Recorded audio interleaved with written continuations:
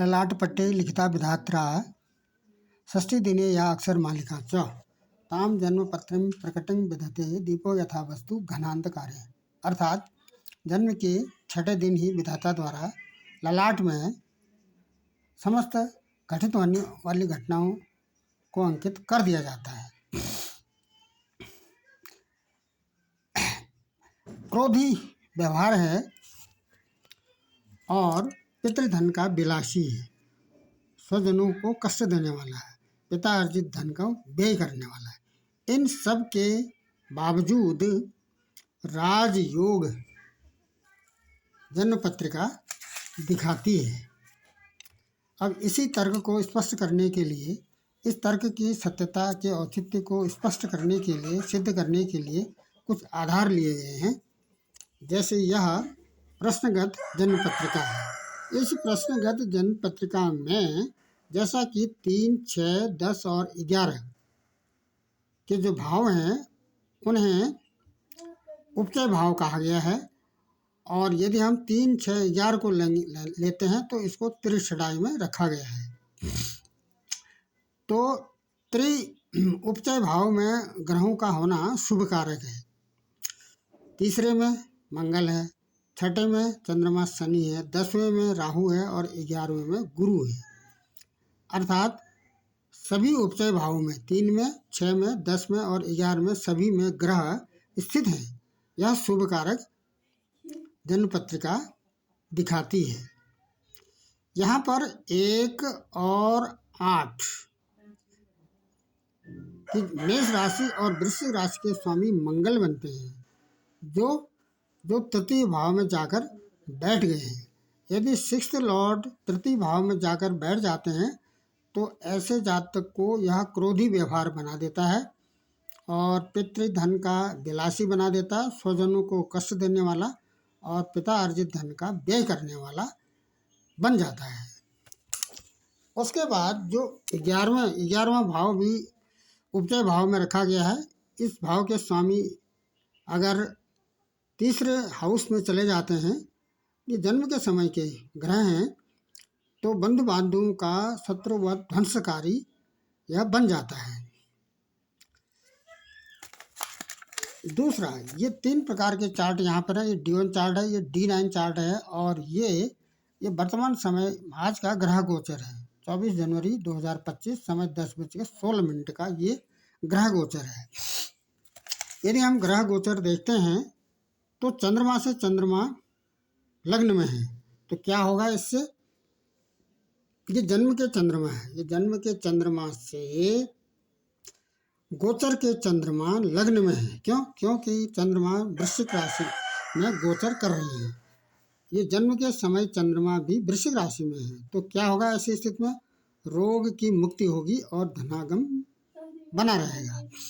ये चंद्रमा का गोचर है। जैसा कि चंद्रमा केवल 2.25 दिन ही एक राशि में रहते हैं, तो ये लगभग 2 दिन तक यह स्थिति बनी रहेगी। अब देख लेते हैं सूर्य। सूर्य कहाँ है? सूर्य मकर राशि में गोचर कर रहे हैं, जो जन्म के चंद्रमा से तीसरे स्थान पर है। फिर देख लेते हैं, ये जन्म के चंद्रमा है और एक गोचर के सूर्य हैं, तो क्या संबंध बनता है? 1, 2, 3 तीसरे नंबर पर ये सूर्य गोचर कर रहे हैं। क्या होगा? अभीष्ट लाभ होगा। और मंगल कहाँ है? 8वें। जन्म के चंद्रमा से मंगल 8वें स्थान पर होगा, तो ऋण द्वारा मानहानि होगी। अब ये इनके गोचर की अवधि के आधार पर ही यह सीमित है।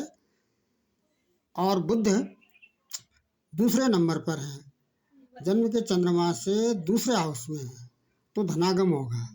ये भी 1 महीने के अंतराल में ही यह स्थिति स्पष्ट की जा सकती है। और गुरु कहाँ है? 7वें स्थान पर है। गुरु का गोचर लगभग 12-13 महीने का है, तो ये राज सम्मान ये देंगे। और शुक्र 4थे नंबर पर पड़ते हैं, तो धनागम होगा और स्त्री से सुख मिलेगा। शनि 4थे नंबर पर है। जन्म के चंद्रमा से शनि जैसा कि कुंभ राशि में गोचर कर रहे हैं और जन्म के चंद्रमा कहाँ है? 8 में है, तो 1 2 3 चौथे नंबर पर है, तो क्या होगा, कुटुंब से वियोग होगा। और राहु तथा केतु का जो गोचर है वह जन्म के समय पर राहु जिस राशि में रहते हैं उस राशि के स्वामी से ही उसका गोचर देखा जाता है। तो राहु को गुरु से देखा जाएगा और केतु को बुध से देखा जाएगा। उसके बाद इस समय इस जन्म पत्रिका में, ये प्रसंगत जन्म पत्रिका है, इसमें केतु की महादशा चल रही है और शनि की इसमें अंतर्दशा चल रही है। 18 अप्रैल 2026 तक केतु की महादशा है और 21 अप्रैल 2025 तक शनि की महादशा है। अब इन महादशाओं में ही ये ग्रह फल देंगे। यदि पुष्कर नवांश की बात की जाए, जैसा कि बार बार पुष्कर नवांश में यदि कोई ग्रह होता है तो यदि वह क्रूर है तो उसकी क्रूरता में कमी हो जाती है। कोई शुभ ग्रह है तो उसके महादशा, कोई भी दशा हो, महादशा, अंतर्दशा, प्रत्यंतर, प्राण और सूक्ष्म दशा में यह अच्छा और अधिक शुभ फल देता है।